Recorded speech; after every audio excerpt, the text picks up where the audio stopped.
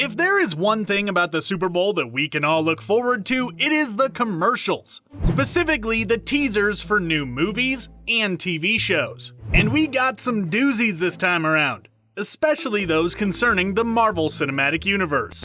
In addition to some new footage from the upcoming Black Widow solo flick, we also got the first footage from the Disney Plus series, Falcon and the Winter Soldier, WandaVision, and even a little bit of Loki. In this video, we're gonna take some time to break down these TV spots and see what kind of new possibilities that they bring to the table. Let's dive right into it.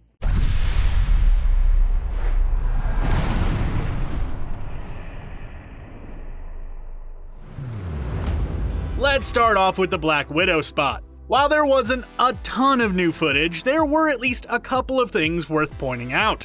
While not new footage, we should talk about the voiceover that opens it up, with Natasha Romanoff commenting on how the Avengers weren't her first family. This comment seems to be from this moment, where Romanoff looks a bit downtrodden. It almost seems like she is pleading with someone, trying to convince them to come with her. Probably Florence Pugh's Yelena Belova, who in the previous shot didn't seem all too thrilled about the situation. A little bit later, we get this shot of the family all together, surrounded by what looks like a crashed helicopter or something similar. So nice to see family supporting each other. Then we get to the meat of it, to the really exciting parts. The parts involving Taskmaster. We see him hopping out of an armored vehicle, probably the one from earlier that crashed through a bunch of traffic. He then engages in combat with Romanoff, going blow for blow with the Master Assassin. And of course there is the shot that gave us goosebumps, where Taskmaster kicks up and catches his shield. For those of you who don't know, Taskmaster in the comics is a man by the name of Tony Masters, a superpowered individual with the ability to copy pretty much any physical movements that he sees, through something known as photographic reflexes. It's kind of like photographic memory, only specifically for movements. And it seems like he's been watching a lot of videos of Captain America, as he has the shield work down to a T. Of course, we still don't know exactly if it is going to be Masters under the mask. Some people are thinking that it could be someone unexpected, with some pretty wild theories having been thrown out there, ranging from it being a clone of Steve Rogers to Rachel Weisz's Melina Vostokov. Either way, Disney and Marvel are being pretty tight-lipped about who is playing the role. You know what they aren't being as tight-lipped about anymore? The upcoming Marvel series on Disney Plus, which we also got a 30-second spot for.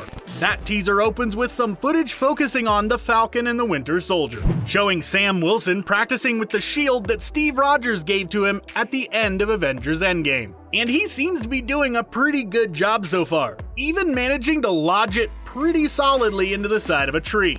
But it doesn't seem that Wilson has completely given up on being the Falcon just yet, as we do get a shot of him flying through a canyon, chasing some skydiving villains wearing wingsuits.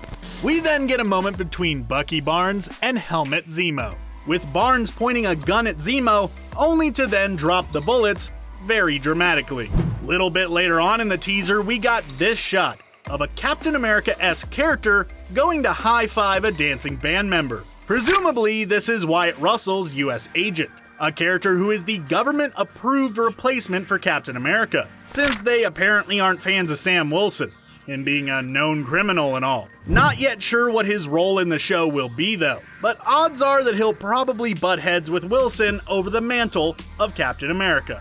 Now moving on to WandaVision, we get to see that the show will utilize several different aesthetic styles, all based upon different eras of television sitcoms. There is the 1950s style, showing Vision looking like the dad from Leave It to Beaver, the 70s style, which features a very pregnant looking Wanda, and one that fits in with the late 80s and early 90s, which gives us this shot of Wanda and Vision standing in front of a pair of cribs. It seems that this show is going to introduce us to the children of Wanda and Vision, Wiccan and Speed. With a potential Young Avengers film possibly on the horizon, these two characters would fit pretty well with that. However, since WandaVision looks like it might just be a fantasy of Wanda's or possibly a mental breakdown, it's probably more likely that it could lead to a sort of reverse House of M, where instead of wiping out all mutants because of the loss of her children, the show might actually create the mutants.